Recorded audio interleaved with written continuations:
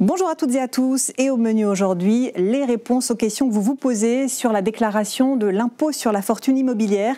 Quels biens doivent être pris en compte? Quelles sont les exonérations possibles? C'est Frédéric Terret qui va répondre à ces questions. Bonjour Frédéric. Bonjour. Vous êtes directeur marketing, développement et international à la Fondation de France.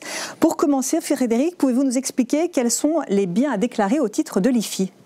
Effectivement, l'IFI cette année prend en compte l'ensemble de vos biens immobiliers, qu'ils soient des biens physiques ou des droits, des titres papier, que vous possédez au 1er janvier 2025. Vous allez devoir déclarer l'ensemble de vos biens construits ou non construits, votre résidence principale, votre résidence secondaire si vous en avez une, des biens locatifs, mais aussi des terrains.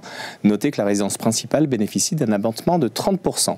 Il faut aussi déclarer l'ensemble de votre pierre papier, c'est-à-dire les titres, les droits immobiliers que vous possédez et qui doivent être pris en compte dans votre patrimoine.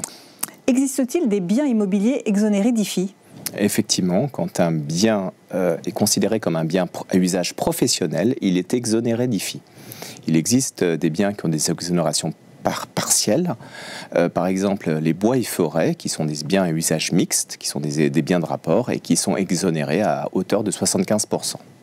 Différentes formes de propriété existent. Dois-je déclarer un bien dont je possède uniquement l'usufruit ?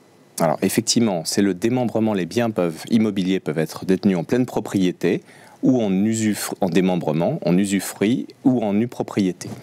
Quand le bien est démembré, c'est l'usufruitier, celui qui en a l'usage, qui va déclarer ce bien dans sa déclaration d'IFI, qui va devoir s'acquitter de l'impôt.